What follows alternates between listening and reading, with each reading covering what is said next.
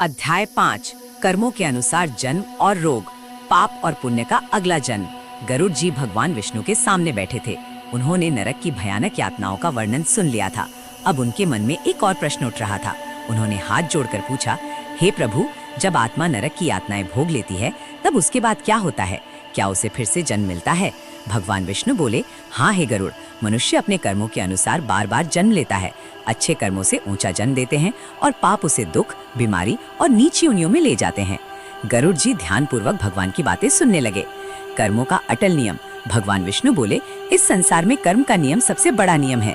मनुष्य जैसा कर्म करता है वैसा ही फलों से अगले जन्म में मिलता है। कोई राजा बनता है, कोई गरीब जन्म लेता है, कोई स्वस्थ रहता है और कोई जन्म से ही रोगों से घिरा रहता है। ये सब पिछले जन्मों के कर्मों का परिणाम है। गरुड़ जी ने पूछा, हे प्रभु, क्या हर दुख का कारण पिछले जन्म के कर्म होते हैं? भगवान बोले, हाँ हे गरुड़, मनुष्य अपने कर्मों से ही सुख और दुख का निर्माण करता है। पापों के कारण मिलने वाले रोग। भगवान विष्णु ने आगे कहा, जो लोग दूसरों को कष्ट देते हैं उन्हें अगले जन्म में अनेक रोग प्राप्त होते हैं। जो निर्दोषों का धन छीनते हैं वे अगले जन्म में गरीबी और भूख का दुख सहते हैं।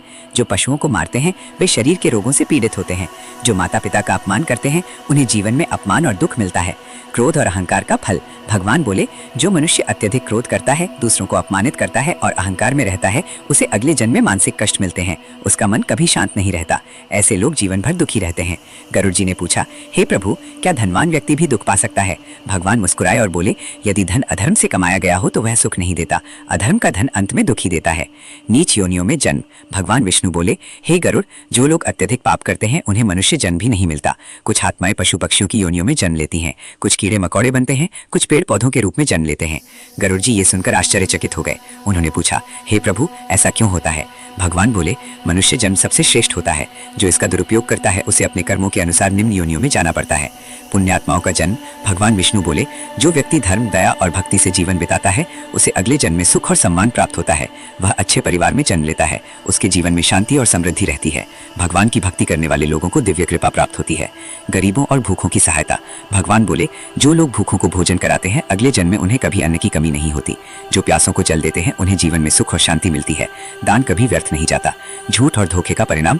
भगवान विष्णु बोले, जो लोग झूठ बोलकर दूसरों को धोखा देते हैं अगले जन्म में लोग उन पर विश्वास नहीं करते।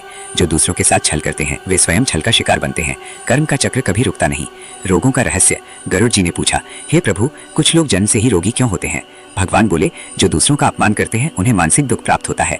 मानव जीवन का महत्व। भगवान विष्णु बोले, हे गरुड़, मनुष्य जीवन बहुत दुर्लभ है। देवता भी मनुष्य जन्म की इच्छा करते हैं क्योंकि इसी जन्म में मोक्ष प्राप्त किया जा सकता है। लेकिन मनुष्य मोह और लालच में फंसकर अपना जीवन व्यर्थ कर देता है। भक्ति और सत्संग का प्रभाव।